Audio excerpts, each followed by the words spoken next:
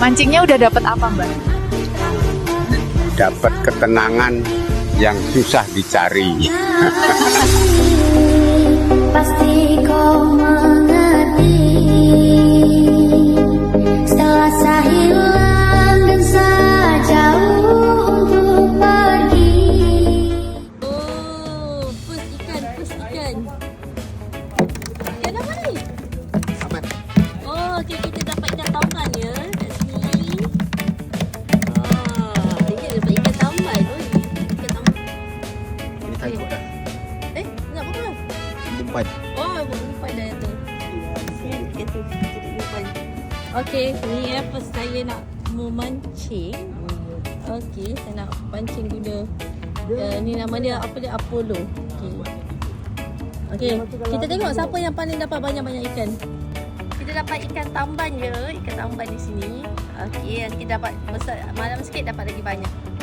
Okey, dah kita nak lepas ikan cencaru pula, tapi anak cencaru Ni, nampak tak ni anak cencaru. Tadi kita dapat ikan tamban dia. Itu kita mancing lagi. Ini besar Yang ini super besar. Sekejap, saya nak pegang. Sekejap, kita nak pegang dia. Saya tak berani nak pegang. Okey, nampak besar tak? Besar dia macam besar satu tapak tangan ni. Besar kan?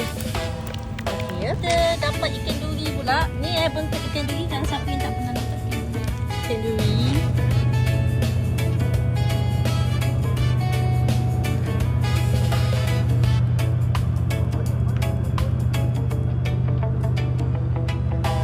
Ni ikan apa ni?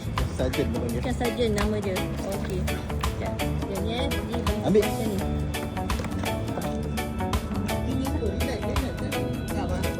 Dia suruh letak kat situ. Ini ikan todak siapa yang tak pernah tengok ikan todak, uish. Cantik ikan todak. Ni ikan todak. Ni hasil tangkapan kita untuk malam sahaja. Sebenarnya tadi dah ada banyak. Ni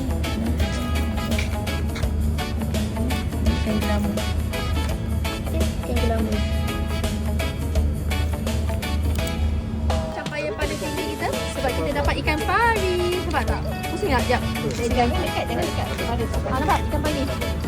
Saya dapat ikan pari. Saya terbalik tak sampai 5 minit. Then dia dapat dah ikan pari situ. Okey, ni tadi saya balik.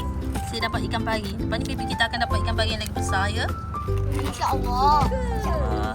Tengok angkat sikit je. Okey ni. Ni ikan pari ni kita dapat. Sekejap. Sorry nak dapat. Tengoklah. Sakit dia kena. Ya, saya nak tengok. Oh, ni apa ni? Bilang. Boleh kalahkan. Besar. Macam ikan kendi Weh, ni dah kalahkan tisu dah ni.